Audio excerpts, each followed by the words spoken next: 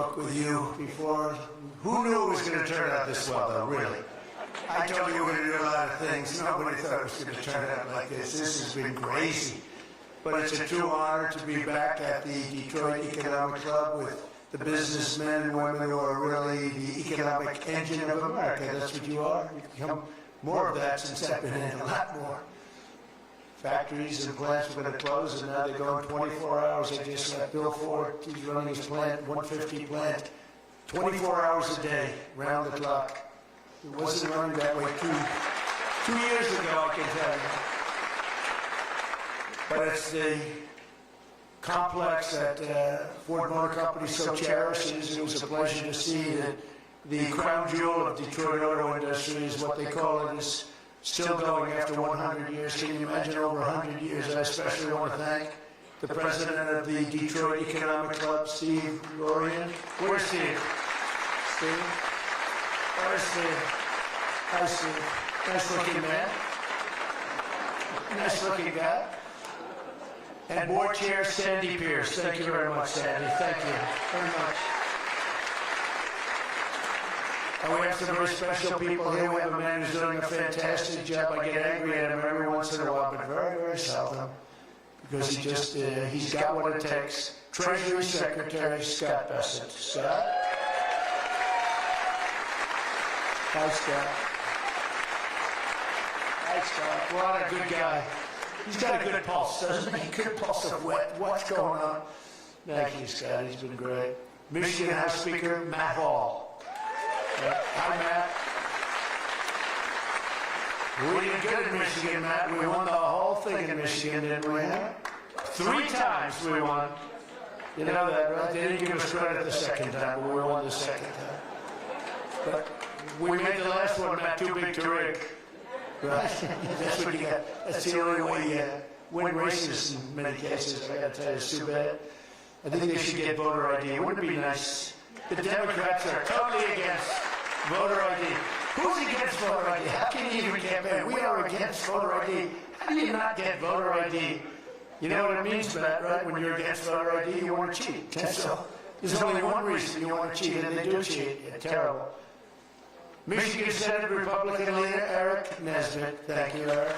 Thank you. Look good, Eric. State Senator Jim Ronstadt. Jim, thank you. Thank you. Thank you, Jim. Former Congressman Mike Rogers, who's running for the Senate, and he'll be a great senator. And he's going to be a great senator. He was a great congressman, and then he left and went on to very big things. He did well no matter where he was, and I think they took that away from you last time, I'll be honest with you, Mike. I really do. Don't like to get things going. I don't like to be controversial at all. But they rigged the election on you. Mine was too big to rig. You won, I'm telling you, you won, but you're going to do great this time. He's a great guy, actually, to be an amazing senator. Thank you for being here, Tim. Special envoy to Iraq, Mark Sabaya. Mark. Hi, Mark. Thank you. Great job you've done. This guy, he negotiates better than anybody around. Thank you. You need it. With Iraq, you need it. You need to be a good negotiator, Mark. I also want to thank Michigan's great congressional delegation. They're amazing. That's been back in Washington due to a very important vote that's coming up. They had a choice. Sir, we want to be with you, but if we're not with you, we're going to lose. But we'll still be with you. I said, no, I'd rather have you win. Don't worry about it. So we're going to win the vote. Representatives Lisa McClain, Jack Bergman, John Molinar, Bill Heisinger, Tim Walberg, John James, and Tom Barrett. They're great people, every one of them. And as many of you remember, I came here at the height of the 2024 campaign to lay out my plan to bring jobs and factories and wealth racing back to the United States and coming back to the great state of Michigan. And just a few weeks later, the people of this state and the voters all across the country endorsed that vision in a landslide victory. We won everything. We won all 7 swing states. We won the Electoral College, 312 to 226. We won the popular vote by millions and millions of... Oh, it's so nice to win the popular vote. I won the popular vote all 3 times, too, but we're not going to get into that. But the first time they said I didn't win the popular vote, but I won the Electoral College. So they'd always say, while he didn't win, this is the way I got introduced every time. While he didn't win the popular vote, he won the Electoral College, you know. So this is the way I was introduced for 4 years.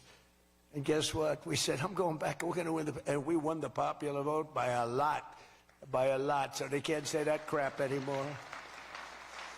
And the thing that was most impressive, we won 86% of all counties in America, 2,700 to 525. Think of that, 2,700 to 525. And that's why when you look at the maps on Republican, Democrat, with red being Republican, as most of you know by now, I think, every once in a while you see one where they have it reversed. I said, why we do that? Well, we think it looks better. I said, look, red is Republican. Let's not try and change the voters' minds on things. Just do it that way. And the map was virtually all right. That was about the counties. That was the 2,700 to 505, 550, I think is the exact number. Most importantly, we won a historic mandate to make America great again. And that's what we're doing. We're making America great again like never before. And now, after less than 12 months in office, this is the easiest speech to make. I have great people, and all I'm doing is spewing off what the hell we've done. Even Venezuela wasn't too bad, was it, huh?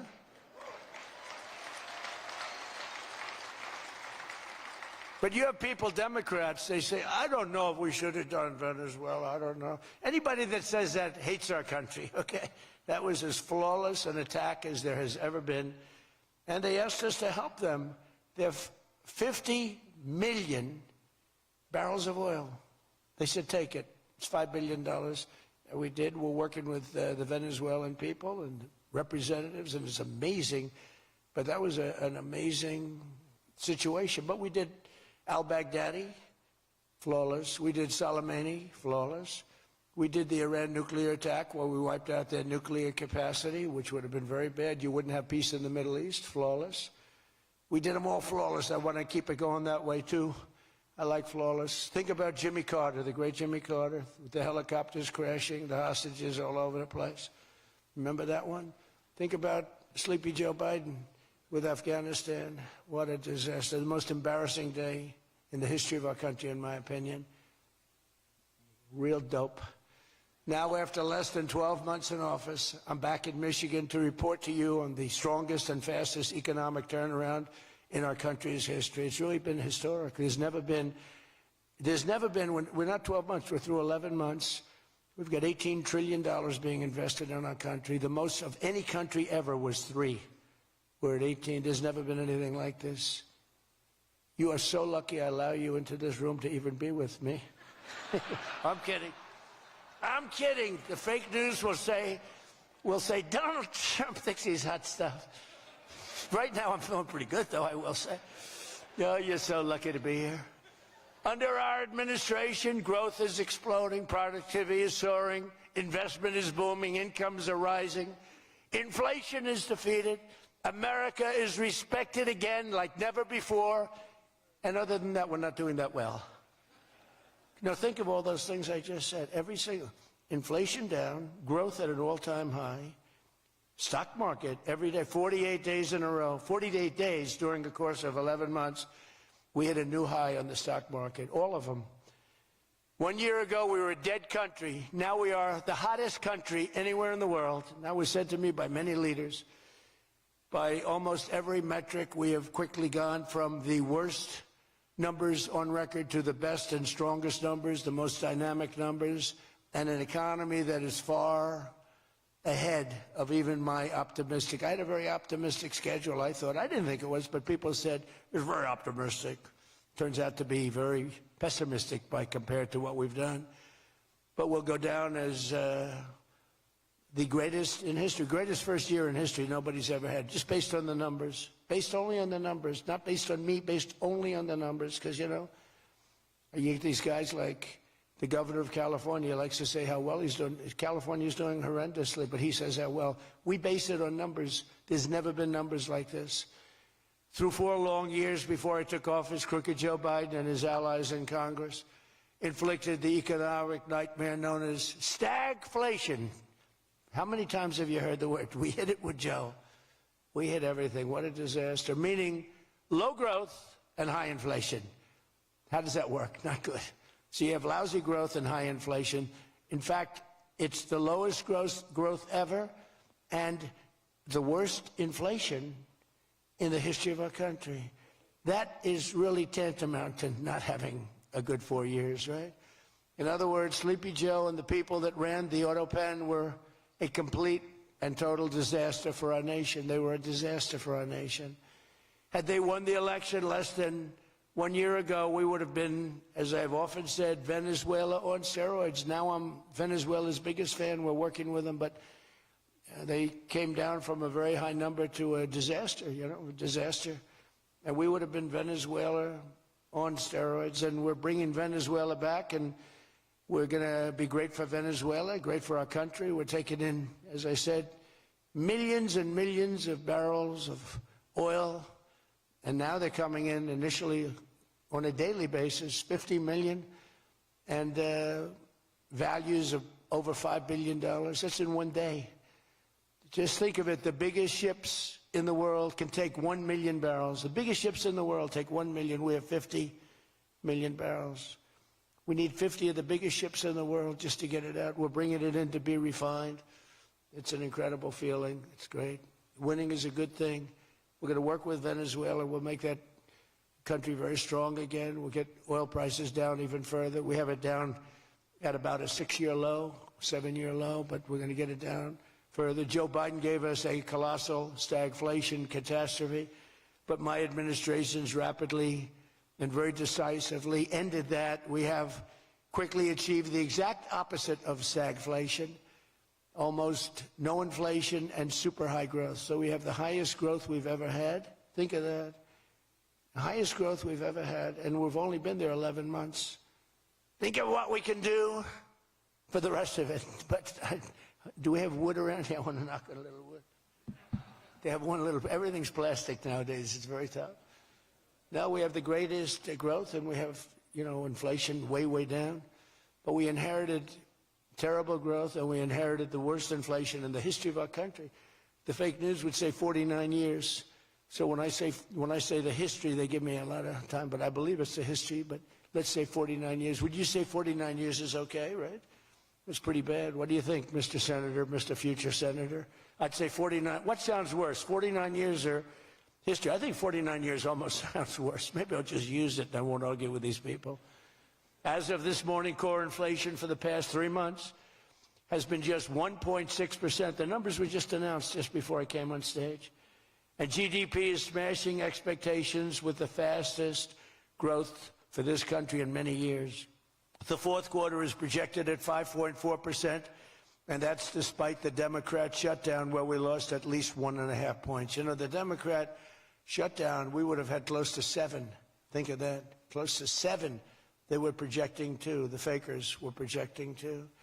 And if we keep deregulating and adding more capacity, like I saw today at Ford, and if we don't raise interest rates every time good news is mentioned. In the old days, I'm probably old. I used to be up at these lecterns and I'd say, I'm younger than pretty much everybody in the room. Now I say I'm older than pretty much everybody in the room.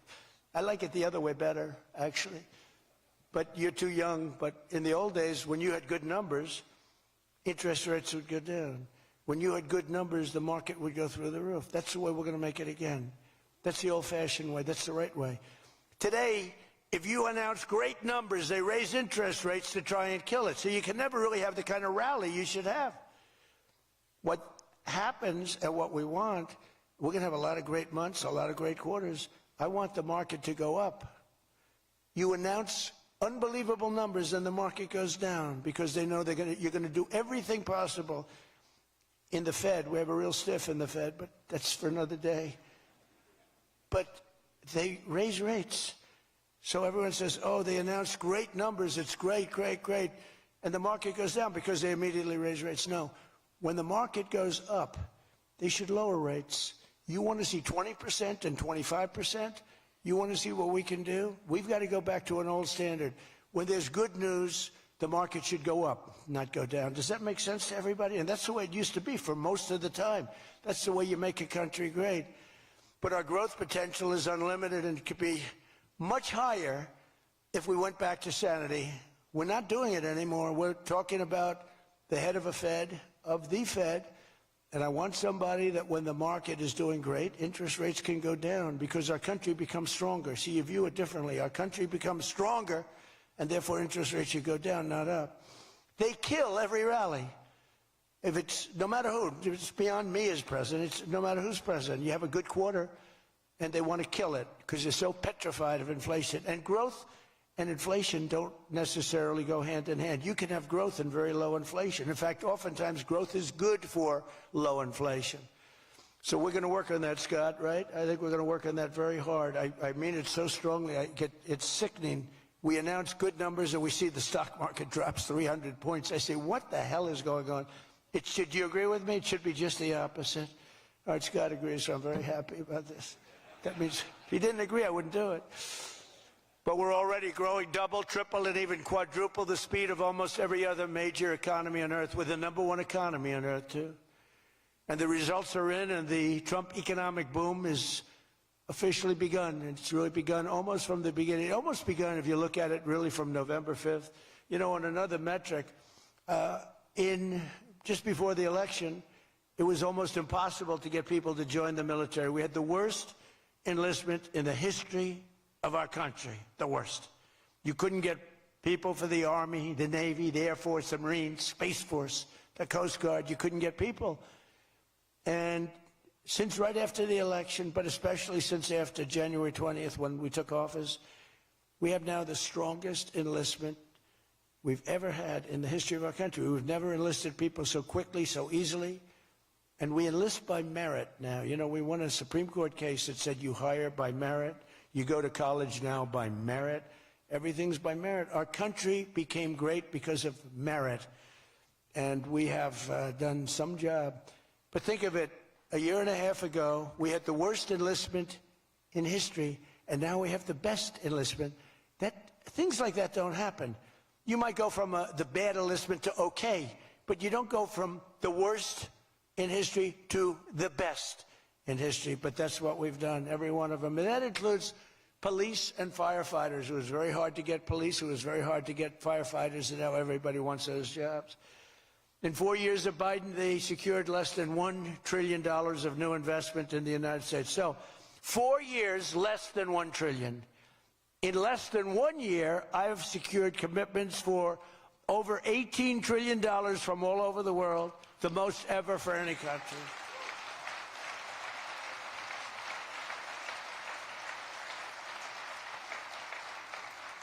Think of that, though. They did, and I'll tell you what, had she won, it would be a disaster because you would have had people leave. You would have not had $1 trillion. You would have had $5 trillion, $10 trillion leaving the country. And your welfare would have doubled. When you look at what's going on in Minnesota, is that a disgrace? Is that a disgrace? But we'll talk about that. Under Biden, we had the highest trade deficit ever recorded, losing more than $1 trillion every single year. How about that? It was killing Michigan, and everywhere else in our country was being absolutely destroyed.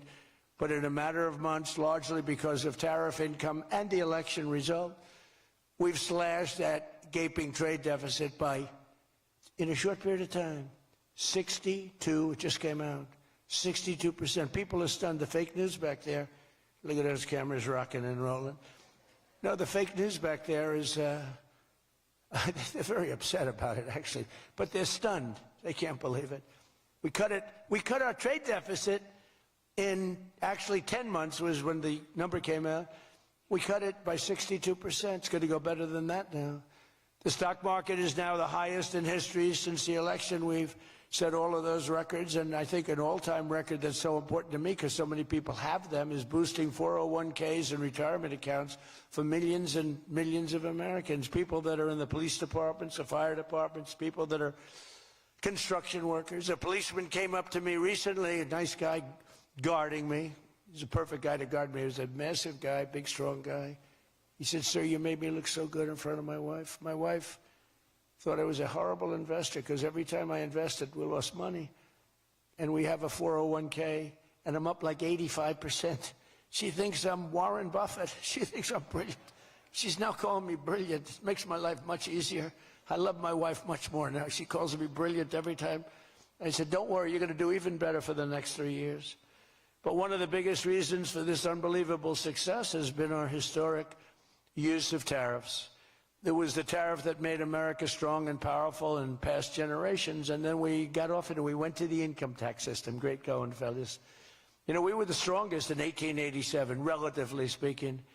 That was around the McKinley time, and Teddy Roosevelt and some others, but we were really strong. It was all tariffs. And I know what happened. Some of these countries got together and they say, hey, convince the United States that it's no good, the tariff system is unfair to us. And so some genius, I know who, I don't want to get into it, but some genius said, oh, let's go to an income tax system. So instead of foreign companies and countries paying everything, the people started paying. And then after that, you had a depression, but that was a long time. That was in like 1913, you had the tariff switched into income tax. And then in and they like to blame tariffs. You ever notice they blame tariffs? No, they brought tariffs back in 1932.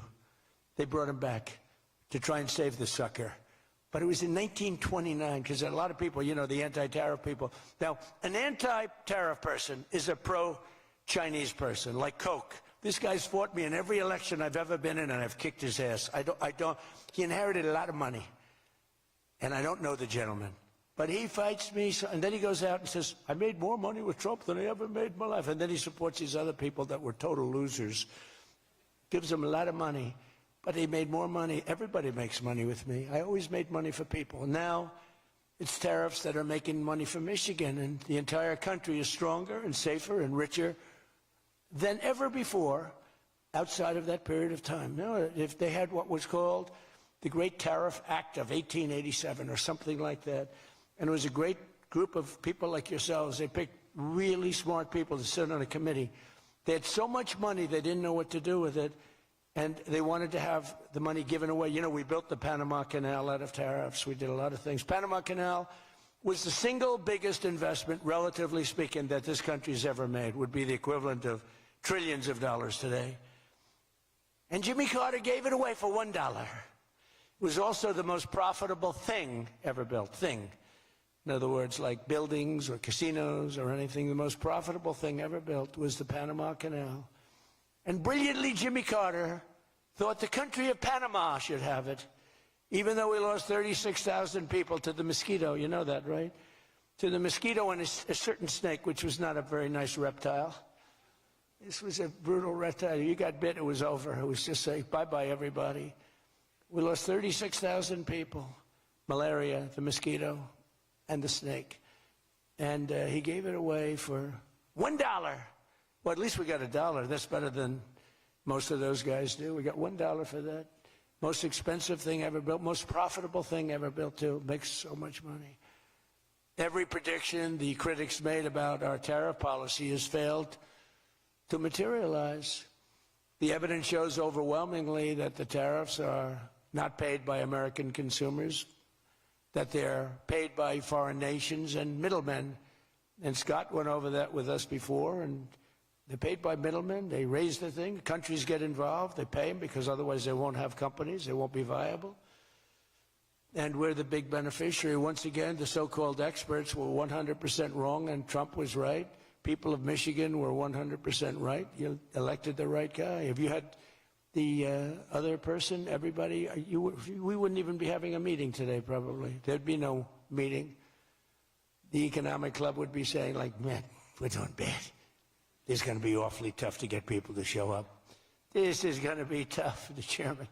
This is going to not be a good day for us. We don't want to have, let's cancel the meeting immediately. The Trump tariffs have delivered us trillions of dollars of new investment, unprecedented new partnerships on minerals, rare earths, defense, and artificial intelligence, and historic levels of foreign military sales. You know, you have the Supreme Court now going to rule on whether or not we can use tariffs. Can you believe this? A case brought about by people that are China-centric, foreign-centric, but China-centric. I wouldn't want it if I was China either. You know, China's one of our biggest taxpayers right now. China, would you ever believe you'd hear that? And they've been great. My relationship with President Xi has been great, but we have a group that's foreign-centric, China-centric, suing, and we'll figure something out if we don't win, but we should win. I mean, we should win. So great for national security. I ended 8 wars. Think of that, 8 wars. And without trade and tariffs, you wouldn't have been able to end any of them. But they brought hundreds of billions of dollars pouring into the United States Treasury, helped curb inflation, and helped cut the federal budget deficit by a staggering 27%, and that's only for a short period of time. The number's much bigger than that when you add in the full year. And I've told people I got into a lot of trouble because of the fake news back there. I told people, I said, tariff is my favorite word. I said, my favorite word of every word is tariff. I've loved it for 40 years. I came here many years ago. Remember, they said I didn't come here. Then they found out I did. I got an award in Detroit, in Michigan, many years ago, and still have it. They said it never happened. It did happen, turned out. I didn't notice any apology. But all I did was talk about you're losing your car industry. This was long before I ran for politics. They said you're losing. I said, why are you allowing these foreign nations to take your car? You know, you lost 57% of your car industry. The good news is you're getting it back. But I said, why aren't you using tariffs? I've been very consistent, I will tell you that, for years and years. Even as a private businessman, for years I used to, because I get, for whatever reason, a lot of publicity always. I don't know if that's good or bad, but it happens. And I talk about the importance. But I said, recently, I said, tariff is my favorite word in the whole dictionary. There's no word. And I took a lot of heat. They said, what about your wife, your children? What about religion and God? What about Jesus? So I said, all right, it's my 5th favorite word. And since then, I've been fine. They hit me hard, these people, the fake news. They were killing me over tariff. He likes tariff more than his wife, more than religion. He likes tariff more than anything. What a disgrace. So I now call it number 5, and I'm in good shape. That was a rough day. It's my favorite word, and I got killed. Every word, you know, when you go up here, you take a big chance, especially me, because I go off teleprompter about 80% of the time. But isn't it nice to have a president that can go off teleprompter? When you think? Remember the speeches Joe would make? First of all, they'd last a matter of seconds, you know. Thank you very much. You ever notice Joe would always cough before a speech? State of the Union, he gets,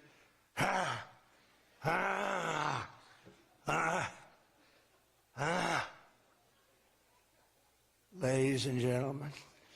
And then it would be like very short. Although the one time they had him spruced up pretty good, remember, he was high as a kite. He was floating, he was up there way up.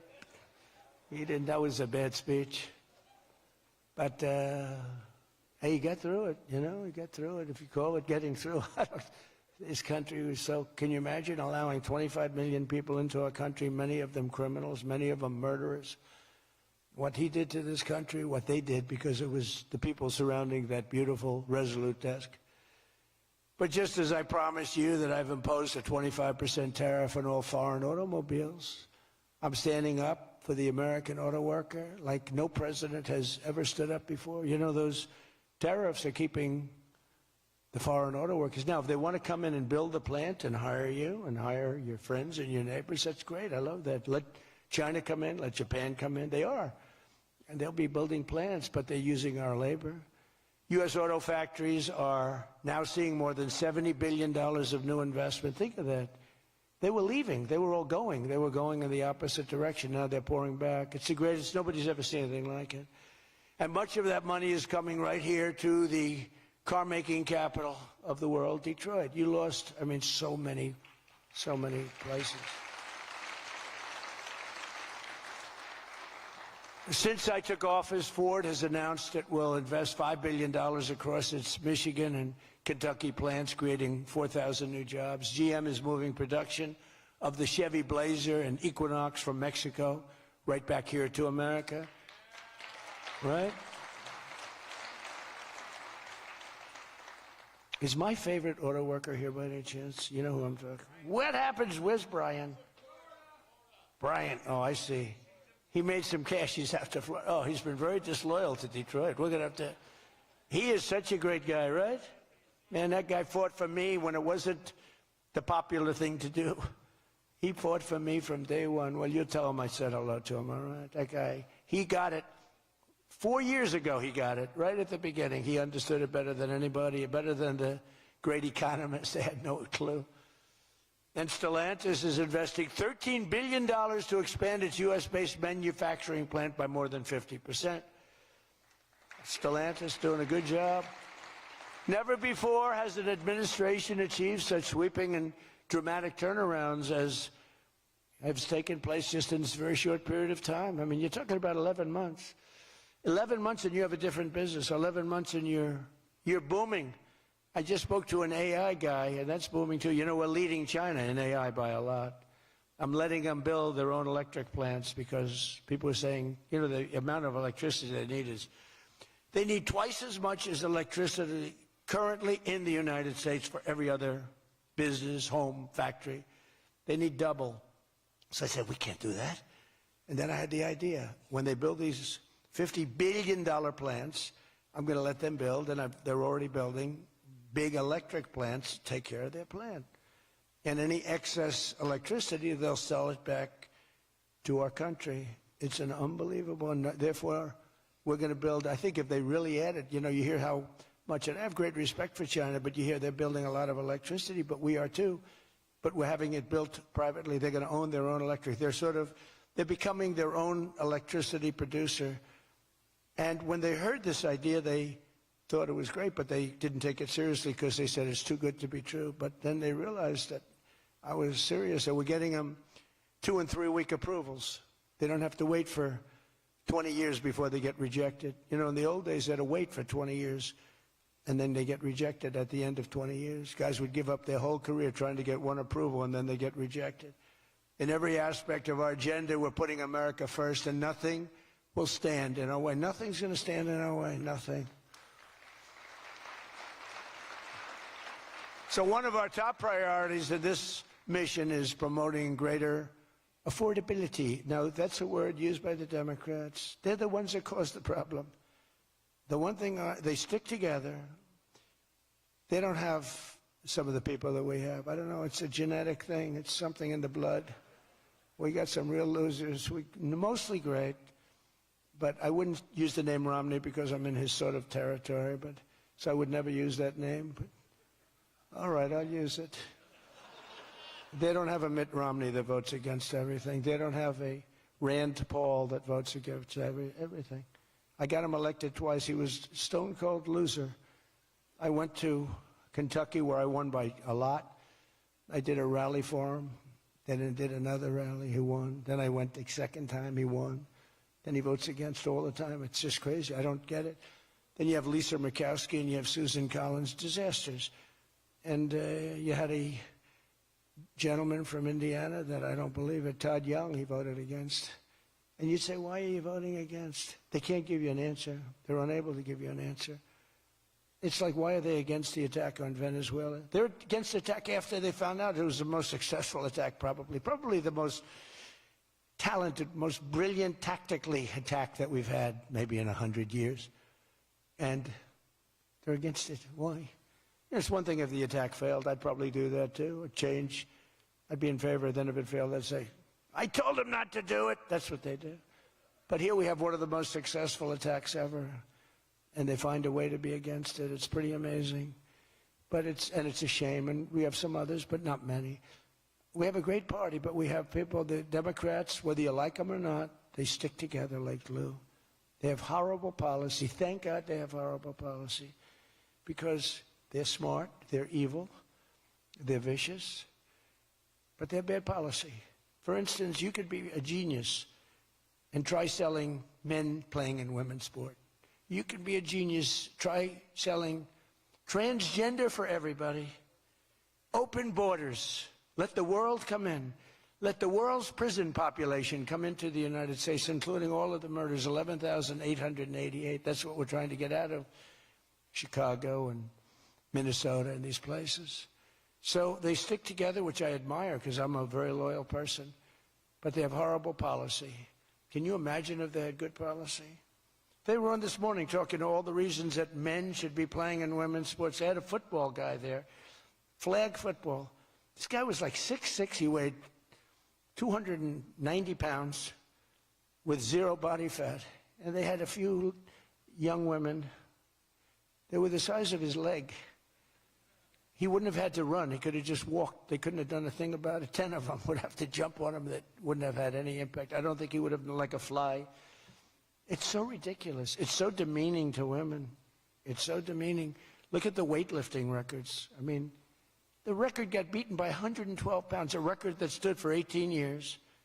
1 ounce they'd put on stood for 18 years. Guy comes along who was a poor lifter as a man. He was at the lower portion of the class. Comes along and broke the record by 112 pounds. Think of that. They've fought for years to beat that record. How about the swimming records? I mean, you can go to sleep during the time the man comes in and the woman. You can go take a nap for a little while. How about the long-distance race that took place not so long ago? Long distance, these marathon deals. They had top men, top women. The man came in. The woman came in 5 hours and 14 minutes and 36 seconds behind the man. Think of it. You're waiting. The man comes in. Now you're waiting 5 hours. What do you do if you're the parents? You go home and sleep for a while. Who the hell wants that? It's so demeaning to women and who are great athletes. It's so demeaning to them, and it's right now in the Supreme Court. I can't believe it would even go to the Supreme Court. I mean, could you imagine 20 years ago talking about men playing in women's sports? They'd think you're crazy. Or transgender for everybody? If you said there will be no mutilation on children, that's one of my standard lines. We will not allow the mutilation of a child. Can you imagine having to say that 15 years ago? People would say, is that guy crazy? Of course we won't. But we're living in a different time. It's a crazy time we're living in. After real wages plummeted by $3,000 under Sleepy Joe Biden, real wages are up by $1,300 in less than 1 year under President Trump. For construction workers, wages are up $1,800. Don't forget, they were down $3,000.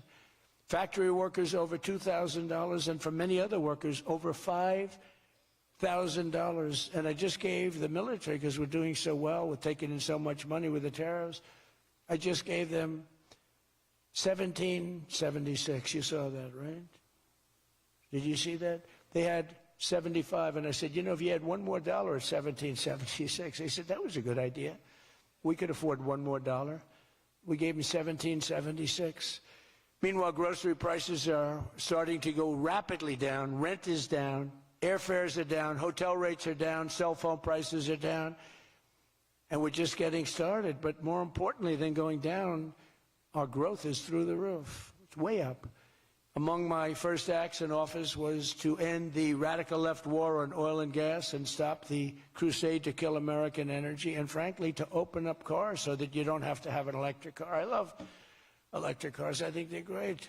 I like Elon a lot. I don't think he was too happy with my policy of opening it up, and I can understand that. But I've been saying it for 4 years. They wanted everybody to have an electric car in a very short period of time. There was no way to build the stations. There was no way to get it done. I want you to have gasoline-powered cars. I want you to have electric. I want you to have hybrids. I want you to have everything. Hydrogen, I don't know about. I'm hearing it's not testing so well. It's fine, except when there's an explosion, you're a goner. Now, have you heard that with hydrogen? One guy's trying to sell hydrogen, and I say, yeah, but, sir, that only happens 1 in 100. Oh, great. When it happens, they find the body like 300 yards down the road. So I said, I'll pass on hydrogen. Maybe there's something I don't know about, but is anybody in the hydrogen car business? Gasoline is now under $2.50 a gallon in 17 states and under $2 in many places. We have some states it's $1.95, $1.99, $1.97. As we speak, these are gas stations, and think of that. We have gas stations in the Detroit area where you can fill up for less than $2.30 a gallon, whereas 2 years ago it was $4.50, and in many places it was way over $5. Think of that, $2.30. You see it. That's like a massive tax cut, which we gave you under the great big beautiful bill, by the way. No tax on tips, no tax on Social Security, no tax on overtime. And with our extremely successful operation in Venezuela earlier this month, that number soon is going to go lower because we're going to have a lot more energy. We're going to have a lot more, as opposed to a country that's going to be totally shut down. No fuel, no gasoline. And it's, you know, they say it's got more than Saudi Arabia. Who knows? It's got a lot. And by the way, to all Iranian patriots, keep protesting, take over your institutions if possible, and save the name of the killers and the abusers that are abusing you. You're being very badly abused. If the numbers are right now, I hear 5 different sets of numbers. I hear numbers, look, 1 death is too much. But I hear much lower numbers, and then I hear much higher numbers. But I say save their names because they'll pay a very big price. And I've canceled all meetings with the Iranian officials until the senseless killing of protesters stops. And all I say to them is help is on its way. You saw that I put tariffs on anybody doing business with Iran. Just went into effect today. And I say make Iran great again. You know, it was a great country until these monsters came in and took it over. And it's all very fragile. It would have happened to us, I'm telling you. If I didn't win this election, it would have happened to us. In the coming weeks, I will be laying out even more plans to help bring back affordability. And again, remember, that's a fake word by Democrats. Prices were too high. They caused the high price. They never want to talk about affordability. They always go, this is an election about affordability. I say, they caused it. But they're good at that stuff. They're good at that stuff. They're fake, and they're good at that stuff. It's an election about high prices that was caused by the Democrats and that I brought down a lot. And remember, when you see energy coming down like I brought it down, and gasoline coming down, that brings everything else down. It's so much bigger than any other factor. When gasoline gets to be $1.99 a gallon, everything comes down. The donuts come down, the truck that delivers the donuts, the stove that makes the donuts, the whole thing, it all comes down. And it's coming down much faster than anybody can even believe. And remember, though, I always say, because, you know, normally when that goes down, the world comes down. That's the bad way of bringing it down. Our growth is through the roof. So I always want to say that whenever I say prices are coming down, but our growth is going way up. 2 beautiful events, the exact opposite of the Biden administration. As part of those efforts at Davos, next week I'm going to provide much more detail about our housing policies so that every American who wants to own a home will be able to afford one. We have some great things happening with housing, as you know. You saw the $200 billion buy-in on bonds and mortgages. This will include a ban on large institutional investors buying up single-family homes all over the country and making it impossible for people to buy a home. And I've also announced that the U.S. government is purchasing $200 billion of mortgage bonds to bring down mortgage rates, and it's had a huge impact. It's already started. And just last week, the average 30-year mortgage dropped below 6% for the first time in many years. It's coming down very rapidly, and that's not with the help of the Fed. If I had the help of the Fed, it would be easier. But that jerk will be gone soon. In addition, I proudly called for the credit card companies to cap interest rates at 10% for 1 year, because they're getting 28% and 30% and 32%. And it's unfair. The rates are way too high. To provide further relief to hardworking Americans, we'll also be confronting one of the biggest factors in driving up prices, the monstrosity known as the Unaffordable Care Act. You know what that is, right? It's Obamacare. It's a great name, Unaffordable Care Act. Nope. Did anybody ever think of that one before? It's true. It's the Unaffordable Care Act. Obamacare was a gift to make health insurance companies rich at the expense of the American people. In particular, the so-called enhanced premium tax credits were a corrupt payoff to the insurers, whose stock prices went up more than 1,000% after Obamacare was signed. I want the same money I want it to go directly, very simple. I want the money, those big amounts of money paid for by the government, to go directly to the people so they can buy the health care that's right for them. They can negotiate their own deal, health care savings account, but they'll buy their own health care. And everybody loves it. That's why later this week, I'll announce our health care affordability framework that will reduce premiums for millions of lower drug prices, delivering price transparency and demand honesty and accountability from insurance companies all over the country, all over the world, actually. Healthcare costs will come down very fast with my most favored nation executive order. We're doing most favored nation drug prices. When we would have drug prices stay the same, everybody thought it was great. They're going to be coming down thousands of percents. We're standing up to special interests and slashing prescription drug prices by 300, 400, 500, and even 600% and more. I mean, think of that. On that alone, we should win the midterms in a landslide. I'm doing favored nations. The country that pays the lowest price in the world is the price that we're going to pay. And we got that because of tariffs, because I said to the countries they wouldn't approve it. The drug companies were tough, but they were fine. But they said the countries will never do it because you have a pill that sells for $10, you have to sell it for 20 or 30, so you'd have to double or triple the price of their health care there for prescription drugs. Ours would come down from $130 to $20. Theirs would go from 10 to 20, the world being a bigger place. And it was unbelievable, but the countries wouldn't do it. So I called the countries. I said, if you don't do it, then I'm going to put a tariff on you.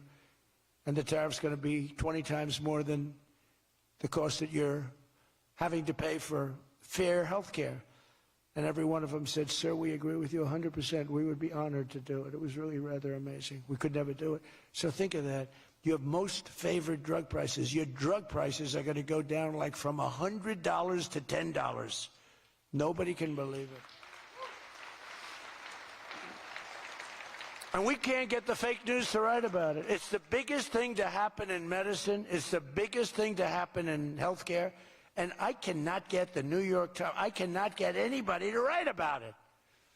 When we got it done and we announced it, it was on a page way in the back of the New York Times. Same with others. They don't want to talk about it. You know why? Because it's so good. It's the biggest thing to happen. Over the past 12 months, almost every promise I made to you right here in 2024 has been kept. I've kept all my promises and much more. I mean, I've given you much more than I gave you promises, and I produced much more than I said I was going to produce. I gave you the largest tax cuts in American history, cutting taxes across the board in the great, big, beautiful bill. And as I told you, I mean, who would have gotten you no tax on tips, as I said before. No tax, I say it over and over again, no tax on overtime, no tax on Social Security for our seniors. Any senior should be voting for us because the Democrats won't do this. It doesn't work for them. And we also made interest on car loans fully tax deductible so that when you go out and buy a car, if you have a mortgage or you get a loan on a car, you're allowed to deduct interest for the first time ever. That's never happened before. But only for cars that are stamped with the beautiful words, made in the USA. In other words, we're only letting that take place if the car is made like in Detroit or in the USA. Our tax cuts also provided 100% bonus depreciation on all new equipment and capital investments, meaning that for any manufacturer looking to bring production back to America, you can write it all off, everything. Not in 38 years, not in 44 years, in 1 year. You write the whole thing off in 1 year. That's the biggest thing there. I think that's the biggest thing. That's the big job producer. And I've cut an unprecedented number of burdensome regulations. We're number one in the history of our country in cutting regulations. I promised to cut 10 old regulations for every one new regulation. So if we put on a regulation, the only way I'll allow it to happen is if the secretary, like Scott Bessent, cuts 10 old regulations. But instead, last year we actually cut 129 regulations for every one that we put in. Think of that. So nobody's ever cut regulations like I have. I terminated the insane electric vehicle mandate and ended the war on internal combustion engines once and for all. Those engines were gone. And some people like them. And if they like them, great. And if they like electric, if they like any form of propulsion, any way you want to propel your car is okay, except for a couple of them, as I discussed. I permanently stopped Joe Biden's ridiculous CAFE standards. You know what the CAFE standards are? They're standards that make it impossible for you to build a car affordably. They make it impossible for a car to really work right. The CAFE standards sound so nice. The CAFE standards, it's environmental standards that are impossible to meet. And we're canceling the EPA's absurd tailpipe emission standard, one of the worst ever. And I revoked the California emissions waiver to stop San Francisco communists from regulating automobiles all over our nation, all over our world. Boy, I have done so much for the car industry. It's crazy. Nobody thought it was possible to do this. And that's why your industry, and not everybody's in the car industry. How many people are in the car industry in this room, in one way or another? That's a lot, relatively. That's not bad. Another urgent priority for bringing down the cost of living is to stop the colossal fraud that is bleeding American taxpayers absolutely dry. The fraud being committed by the Somali population in Minnesota. Have you heard of them? They're lovely people. Is monumental. And California, Illinois, New York, and others are just as bad. Our country has been losing over $500 billion to fraud every single year, but those days are over. We have the best group you've ever seen assembled going after fraud. In Minnesota, we're cracking down on the Somali scams, ending the brazen and shameless theft of taxpayer dollars. Well, it's going on in Maine, too, with Somalis. You know, and they don't take our ships anymore. You know why? We hit them with the same missile that we used to hit the drug dealers coming in with the boats. You know, we have drugs coming in by sea down 97%. You've seen that? 97%. And we're trying we're really trying hard to find out who the hell is the other 3%. But we have them down 97%. And we're going to start hitting them by land, too. The hard part is done. By sea, nobody's coming. It hasn't been great for the fishing industry, however. Those that have a fishing boat, they're having a hard time getting customers. But you can't have everything. Nobody wants to go on boats. Nobody wants to go like 25 miles an hour. When you see a boat with 5 engines on the back of it going 65 miles an hour, and it's loaded up with hundreds of bags that you see cellophane with white, typically it's not fishing. How about the couple of submarines we took down? We took out 2 submarines, and the Democrats say they were fishing. No, they were submarines. They were actually, they build a very fast, it's a drug-carrying submarine. They have a lot of money. And we took them out, and the Democrats claimed that they were fishing. We shouldn't ruin people's beautiful fishing journey. It's unbelievable what we have to go through. It's really a shame, actually. We froze it all, children's payments to those states that we're talking about, and we will now require proof of attendance in order to receive federal funding for child care or any of that. How about all these child care places in Minnesota where there is no children? They go there, they get paid millions and millions of dollars. The biggest operation in all of Minnesota had no children. And we pay millions of dollars. They're scammers. They're scammers. They always will be. And we're getting them out, and we're not going to pay them. We're not going to pay Minnesota. Right, Scott? We're not paying Minnesota any more money for any of that crap. It's a big scam. It's a giant scam run by an incompetent, crooked governor. He's an incompetent, crooked guy. And also we're freezing any and all welfare payments going to illegal immigrants that will start effective immediately. So when illegals come into California, Gavin Newsom, they come into California, and they send us bills for people coming in. We're not paying it. So we're working on that very strongly. Just don't pay it. As Nancy Reagan would say, just say no. Remember Nancy Reagan? Just say no to drugs. It's a little more difficult than that, I guess, right? But just say no.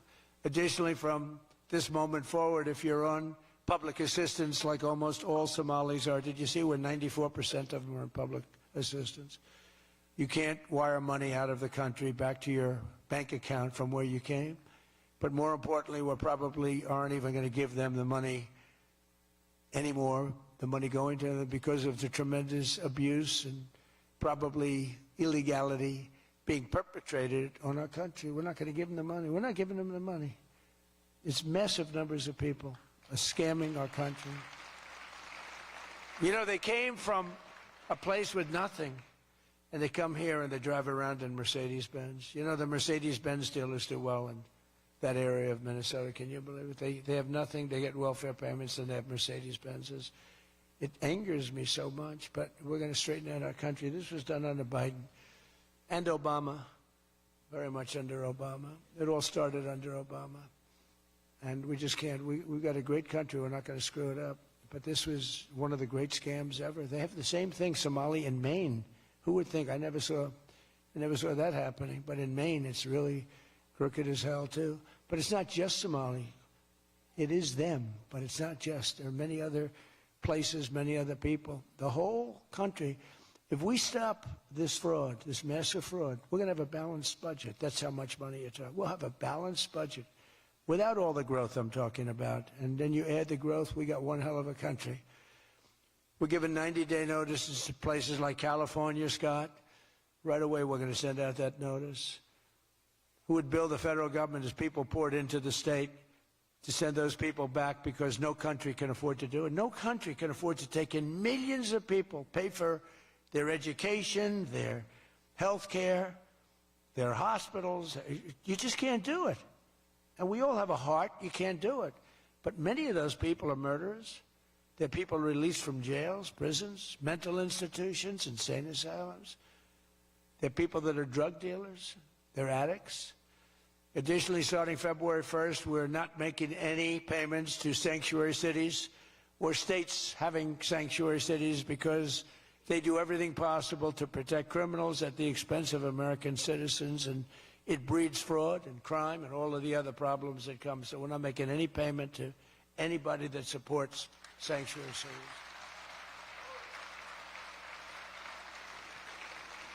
We have also suspended nearly 8,000 SBA loans, Small Business Association loans, to suspected scammers in Minnesota, of which there are many. It's a great state. It was a great state. Now it's getting destroyed by that stupid governor. What a stupid guy he is. But he's a crook. I mean, he's an incompetent guy, but he's a crook. He allowed this to go. You can't have corruption on a scale that nobody's ever seen before, and you're sitting as a governor and you don't know what's going on. It's impossible, even though he's a stupid guy. We're investigating large-scale visa fraud, and the Department of Justice has already charged nearly 100 people in criminal conspiracies in Minnesota. They're all over the place.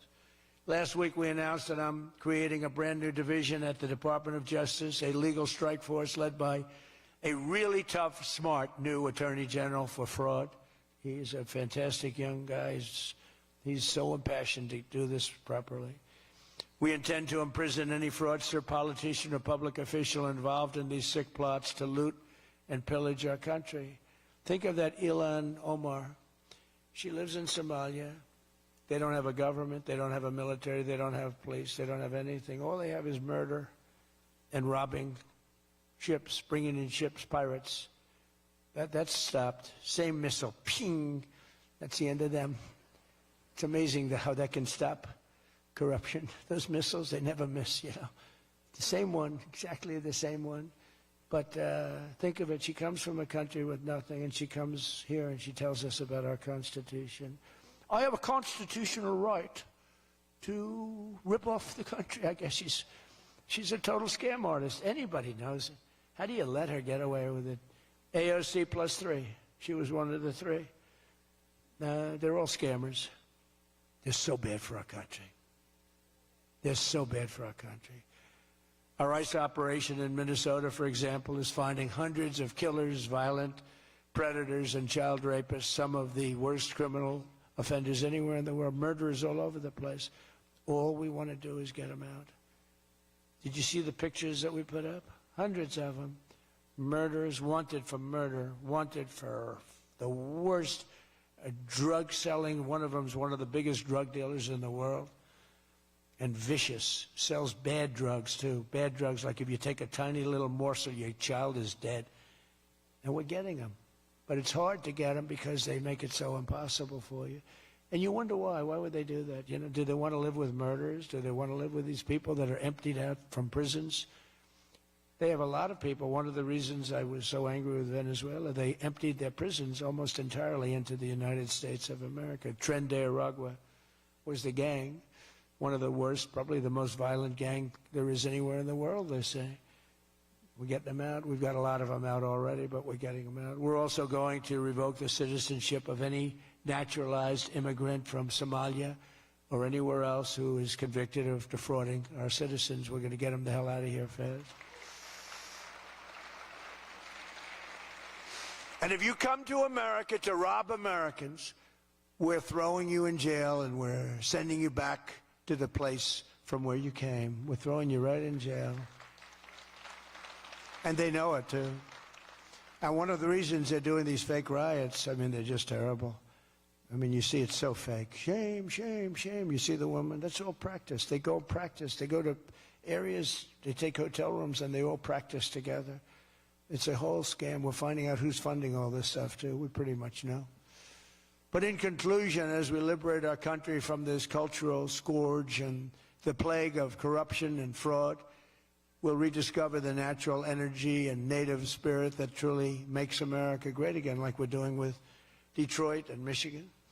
If we get rid of fraud and do our job properly on the trillions that are being extorted out of our country from corrupt and incompetent governors like Gavin Newsom, J.B. Pritzker, and Tim Walz, we will very soon have a balanced budget, and that's the kind of money that we're talking about. We're talking about massive amounts of money.